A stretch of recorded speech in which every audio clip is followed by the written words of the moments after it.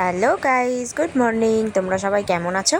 আশা করি তোমরা সবাই খুব ভালো আছো, আর আমিও খুব ভালো আছি। তাপসী এসএম ব্লগে তোমাদের সবাইকে স্বাগত। একটু শরীরটা খারাপ, তো মাদের বাড়িতে এসেছি। আর আজকে কিন্তু মায়ের শুক্রবার, মা যেহেতু সন্তোষী মায়ের পুজো করে, তো সেই জন্যে আমাদের বাড়িতে কিন্তু আজকে তেমন কোনো সবজি নেই, শুধু কাঁচকলা আছে। আর কাঁচকলা দিয়ে আমি তোমাদেরকে দুটো রেসিপি শেয়ার করব, তো দেখতে থাকো। এই যে আমি কাঁচকলা নিয়ে নিয়েছি, আমাদের অল্প লোক, তো আমি 4টে কাঁচকলা নিয়ে নিয়েছি। আর আলুও ছাড়িয়ে এই যে কেটে নিচ্ছি। রান্নাটা স্পেশালি আমার মায়ের, তো আমার মাই সব করছে, আমি জাস্ট মাকে একটু হেল্প করে দিচ্ছি। তো মা এই যে আলুগুলো সব কেটে নিয়েছে, নিয়ে পরিষ্কার করে ধুয়ে নিয়েছে। আর এই যে মিক্সিতে একটু আদা, একটু কাঁচা লঙ্কা, একটু কালো জিরে আর সাদা জিরে সব একসাথে মিক্সিতে পেস্ট করে নেবে। আর এই যে এখানে কিন্তু আমাদের কাঁচকলাগুলো সব সেদ্ধ হয়ে গেছে।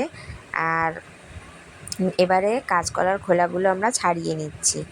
এই যে সমস্ত কাঁচকলার খোলাগুলো ছাড়িয়ে নিচ্ছি। আর হ্যাঁ, তোমাদেরকে দুটো রেসিপি আমি শেয়ার করব বলেছি, তো কাঁচকলার খোলাগুলো আমরা ফেলবো না।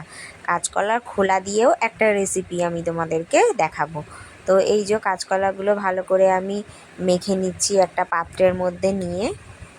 তোমরা চাইলে এতে সেদ্ধ আলুও কিছুটা দিতে পারো।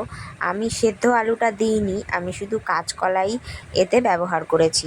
তোমরা চাইলে সেদ্ধ আলু দিতে পারো। আর এবার কিন্তু মা ভালো করে কাঁচকলাগুলো হাত দিয়ে মেখে নিচ্ছে, মানে একটু ভালোভাবেই মাখতে হবে যাতে ছিপড়েটা না থাকে।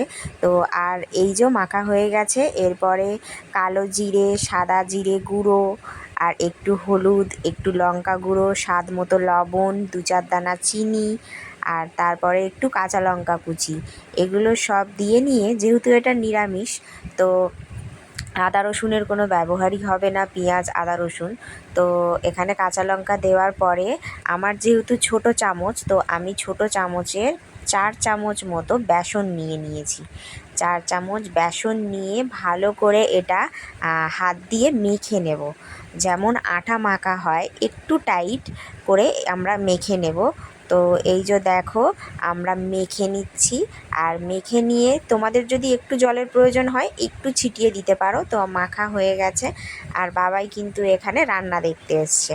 আর যেগুলো আমরা মিক্সিতে নিয়েছিলাম সেগুলো আমরা ভালো করে পেস্ট করে নিয়েছি। আর একটা থালায় একটু তেল মাখিয়ে নিচ্ছি, কারণ ডোগুলো যদি সেঁটে যায় তো সেঁটে যাওয়ার কোনো ভয়ই থাকবে না।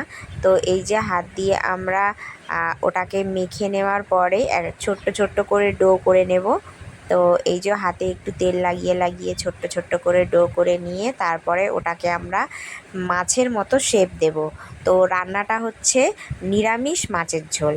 তো এরকমভাবে শেপ দিয়ে নিয়ে তারপরে ছোট্ট ছোট্ট করে মাছের মতো তোমরা যে যেমন পারবে শেপ দিয়ে নেবে। তো আমি যেহেতু মাছের ঝোল বলেছি, তো আমি মাছের দাকার মতো ছোট্ট ছোট্ট করে শেপ দিয়ে নিয়েছি। দেখো দেখতে মাছের মতো লাগছে কি না। তো এই যে এবার ভালো করে একটা কড়াইতে তেল গরম করে নিয়ে আমি মাছগুলো ভেজে নেব। এই যে সব মাছগুলো আমি ভেজে নিচ্ছি।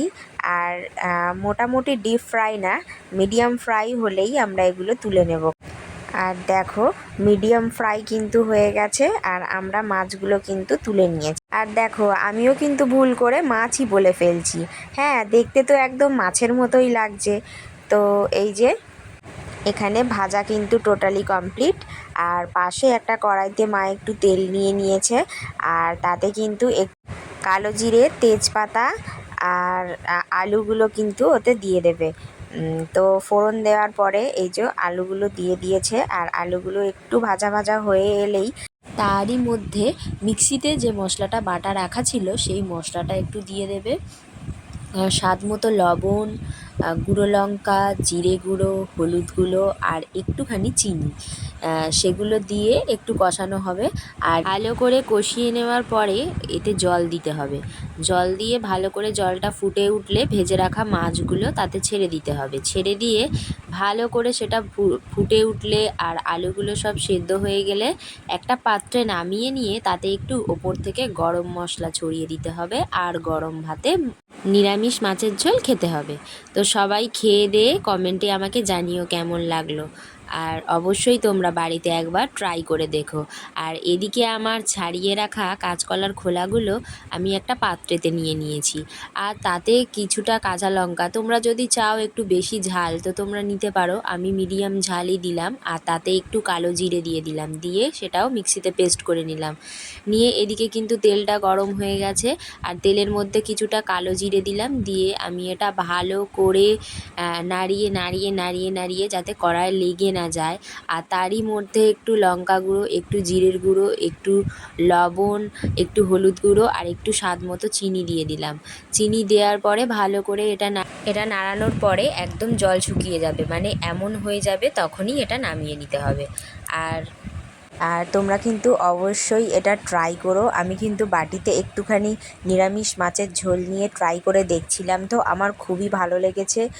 আর গরম ভাতের সাথে খেলে তো আরোই ভালো লাগবে। আর আমাদের বাড়ির সবাই কাঁচকলার খোলা বাটাটা বেশি পছন্দ করেছিল, কারণ ওটা খুবই টেস্টি হয়েছিল।